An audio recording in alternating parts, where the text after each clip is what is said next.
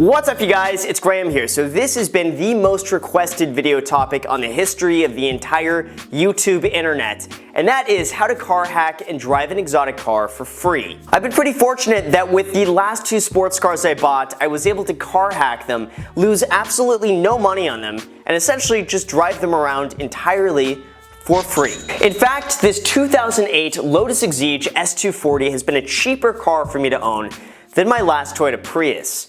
I've actually ended up making money on this car, and some cars actually appreciate higher in value than the stock market, so let me explain. It's a very common misconception that exotic cars need to be expensive to own. You typically see the complaint that the average car will lose 46% of its value within the first 3 years, and exotic cars are absolutely no exception to this. For instance, we had this Aston Martin Vanquish, which is selling for a 65% discount from its MSRP after only 3 years. Or we have another one, this 2013 Bentley GT convertible, a $231,000 car that you can buy for just $105,000 5 years later, which is just 45% of its value after only 5 years. See, the thing is, if you're a car enthusiast like I am, you're probably in a position where you would love to be able to drive cars like this, but the depreciation would simply eat you alive. However, many exotic cars have a rather predictable depreciation curve,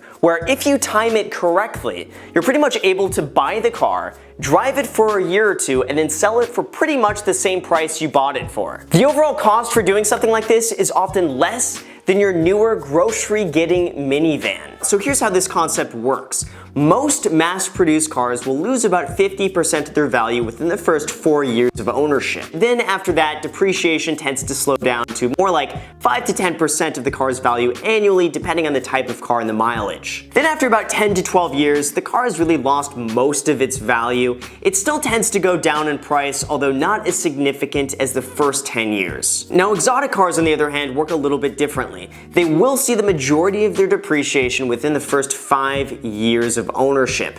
After that, the depreciation is still there, it just slows down dramatically for an additional few years, depending on the type of car, the mileage, and the options. But then we have something happen that's very much unique to exotic cars, unlike any other mass-produced car out there, is that at a certain point, they tend to stop depreciating, and instead they just hold their value. Most exotic cars tend to have this base level value where they're always going to be worth at least that. For example, let's take the Ferrari F430. It's very rare to see these cars selling for under $95,000, and the majority of these cars trade anywhere from $110,000 to $120,000, and they've been selling within this range for the last few years, even though the cars are getting older and the mileage is getting higher. Compare that with your average Mercedes C-Class, which just continues to drop in price, getting cheaper and cheaper until you have a $3,500 Mercedes on your hands. That will never happen with an exotic car, except for maybe Maserati. And this could probably be said about over a dozen cars out there that you can buy, drive entirely for free, and then even make money on it when it comes time to sell it. And I'll give my personal list towards the end of the video where I'll go over my favorite cars that you could potentially make money from. And I'll cover cars in every single price range from $15,000 to over $1 million. And also, with interest rates as low as they are right now for 3 to 5 year periods, as long as you can qualify for the loan, you should have no problem getting a low interest rate, investing your money elsewhere to offset the cost of that interest that you're paying, and then you pretty much just enjoy the car, put miles on it, and just the enjoyment and the fun of being able to drive an exotic car without knowing that you're losing a ton of money in depreciation, or maybe you're even making a little bit of money. Now, because I'm sure some people are going to be getting a bit triggered right now, and I can feel it, It's coming up, it's very slow, and it's going to the fingertips, and people are just going to be in the comment section, and they're going to be dislike, unsub, Graham's lying, clickbait. Car's not actually free because you actually need to have money to put down and buy the car. It's not a free car. Well, yeah, no shit. You're not going to be able to be like 17 years old with no money and go and buy a Ferrari and drive it for free. That's not how it works. My rationale behind this is that if you're getting a car, you gotta get a car. So instead of buying a Honda minivan and having it lose $20,000 of its value over 3 years, You could buy that Ferrari at the very bottom of its depreciation curve and spend less maintaining that car than you would lose in depreciation on the Honda. And don't get me wrong, yes, you will have costs associated with buying that Ferrari like taxes, maintenance, insurance, gas, all that other good stuff. But again, when you buy it right, it's pretty much like putting your money in a savings account that you can drive, lose very little money on, and then sell it to recoup your investment. And in some situations, that savings account that you can drive will actually end up making you money. So let me give you a few examples. In 2009, I bought a 2006 chrome orange Lotus Exige and I paid $30,000 for the car. I sold it 2 years later with 9,000 more miles on it for $30,000. Then we have this car behind me. This is a 2008 Lotus Exige S240 that I bought in February of 2014 for $50,000.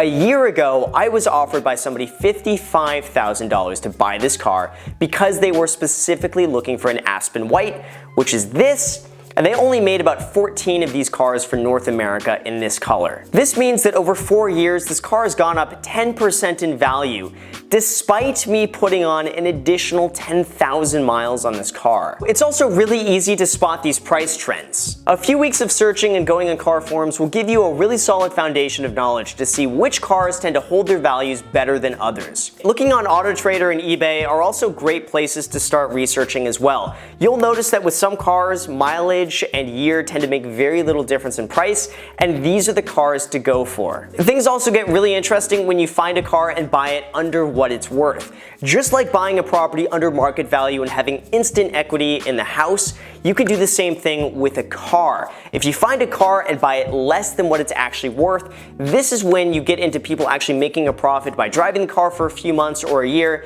and then flipping it and actually making a profit while owning that car. Your only real out-of-pocket expense when it comes to this is really just gas, insurance, and maintenance, which really isn't as bad as you'd expect on some of the newer exotic cars out there. Or also, independent mechanics can often fix things for a fraction of the price that a dealership would want. As an example here, dealerships often want $350 to $400 to change the oil on this car.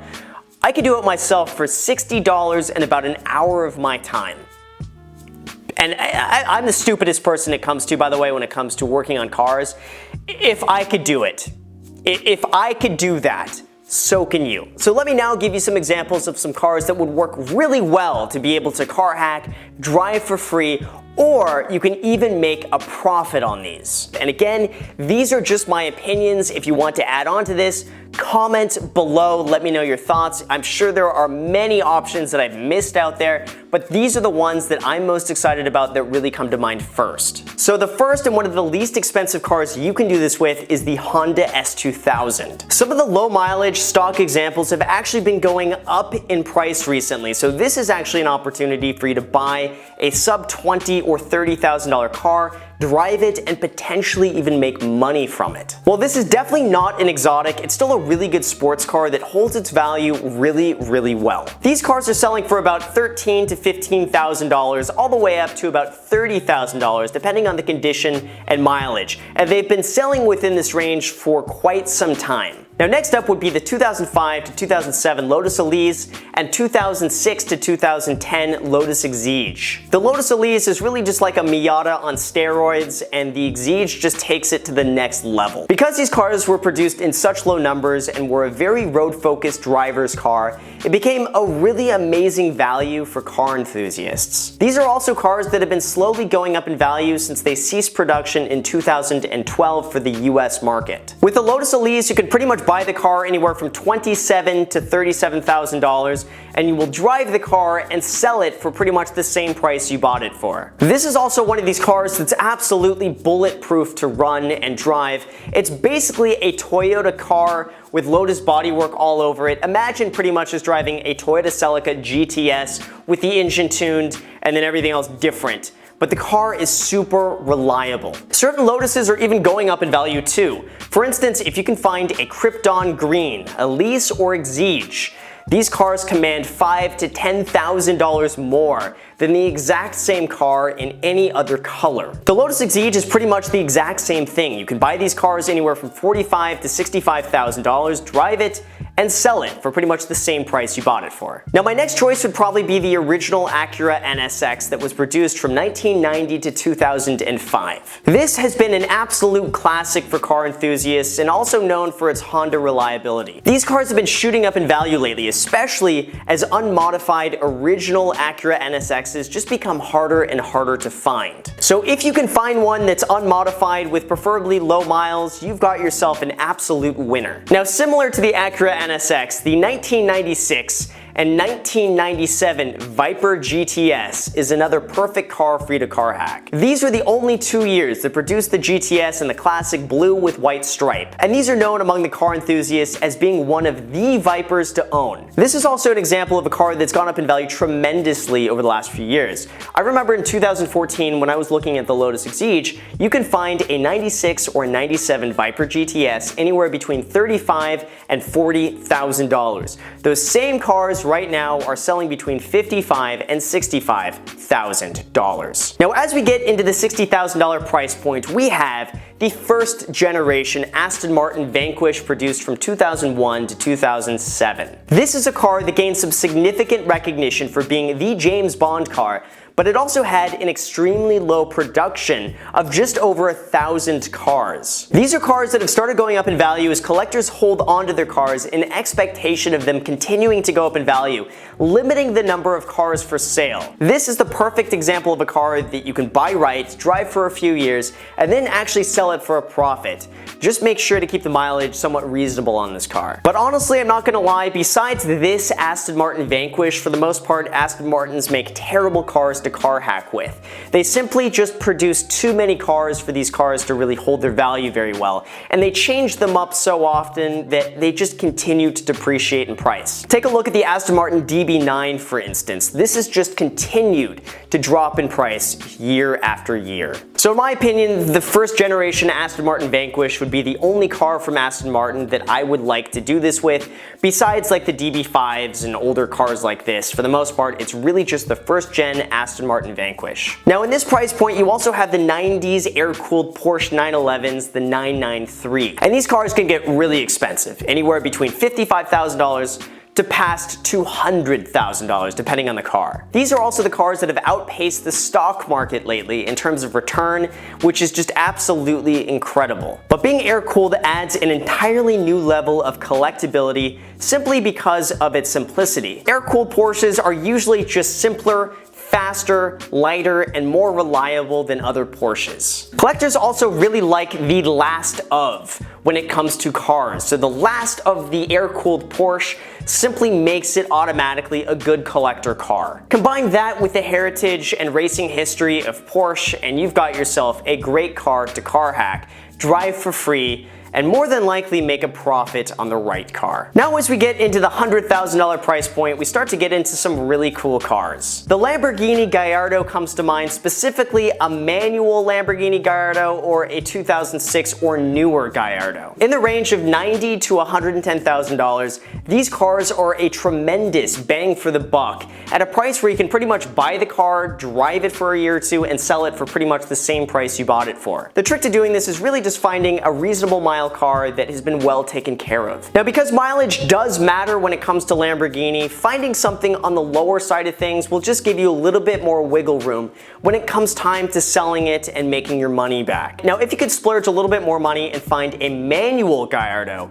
I have a feeling that these will continue to increase in value by a rate of probably a few $1,000s each year. This is because they didn't produce very many manual cars to begin with, and collectors are holding on to these cars because of how rare they are to find. And because of this, the values just continue to appreciate year after year. And I'm sure with this, we can also squeeze in the Lamborghini Murcielago in here as well. They seem to have really bottomed out in the $130,000 to $160,000 price point, and I really can't see them dropping much lower than that, especially because they're a V12, and for any less than that, they're pretty much in Gallardo territory, and I would say the Murcielago is just a rarer, more superior car. Now, I have a feeling that from here, the Murci isn't really going to drop much in value, especially for a V12, but the only variable when it comes to this is really just maintenance, which could be astronomical in a car like this. So it's really important if you're considering getting a Murcielago to first of all buy it at the right price and get a car that's really well taken care of with all of its service history. I have a feeling you're not going to lose much money, if any, on depreciation, but you could lose a lot of money on maintenance if something was to break. Now, in the slightly more expensive price range to this, you have the manual Ferrari F430, which usually sells anywhere from about $140,000 on the low end to sometimes about $200,000 on the high end. I remember reading somewhere that they only produced about 1,000 manual Ferrari F430s.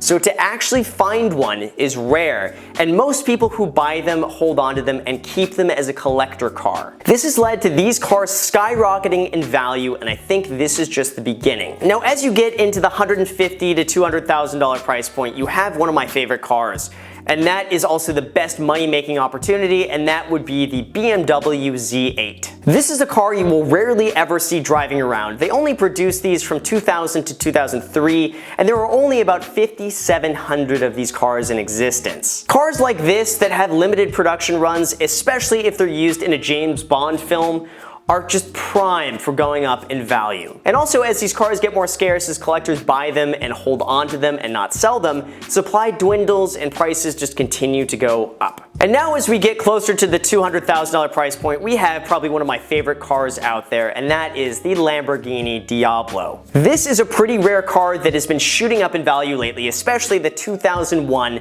Lamborghini Diablo 6.0. I remember a few years ago you can pick up one of these cars for about $150,000, $160,000. Now that exact same car is selling for more like $300,000. If you've got the money to plunk down on a very rare Lamborghini, this would be it. I highly doubt you would lose any money on it, and if anything, if I were a betting man, I'd put money on it that you'd probably even turn a profit if you kept the car for a few years. So now that we're getting into a higher price point, we have another one of my all-time favorite cars, and that is the Ford GT. The funny thing is, these cars did absolutely nothing in terms of appreciation when they first came out, but all of a sudden, after a few years, once they've been discontinued, the values just shot up in price. And the crazy thing is, these are still climbing up in price. The demand has also really skyrocketed, especially as the new Ford GT comes out and draws attention to its predecessor. Now, I'm sure very few people watching actually have the money to buy a Ford GT like this, but if you do, my recommendation is first, buy a house, and then spend your money on a Ford GT. Now, I'm sure there are also plenty other cars out there in higher price points that I can mention that would make a lot of money. I have a feeling that is not the demographic watching, but for those who are curious, if I were to venture to guess any of these cars, I would say most likely the Porsche Carrera GT, the Porsche 918, the Ferrari F40, F50, or Enzo, and also the original Mercedes 300 SL Gullwing. I'm sure there are plenty more out there that I'm forgetting, so if I am, or if you want to add on to this list, comment down below and let me know your thoughts. If you agree with me, if you disagree with me, if there are other cars out there that you've bought and you've sold for a profit, or that you think are just good investments, just comment them below, let me know. Like I said, I read every single comment that's posted. I reply to many of the comments out there, so just comment. Just comment. So anyway, you guys, thank you so much for watching. Really quick, before you click out of this video, just give the video a like. Smash that like button. Make sure to smash it. And also, if you're not already subscribed, make sure you go over and smash that subscribe button as well. I post 3 videos a week, usually Monday, Wednesday, and Friday. So if you want to be a part of that, subscribe and then smash that notification bell so YouTube notifies you anytime I upload a video. Also, feel free to add me on Instagram or Snapchat. I post there pretty much daily, so if you want to be a part of it there, feel free to add me there. Thank you again for watching, and until next time.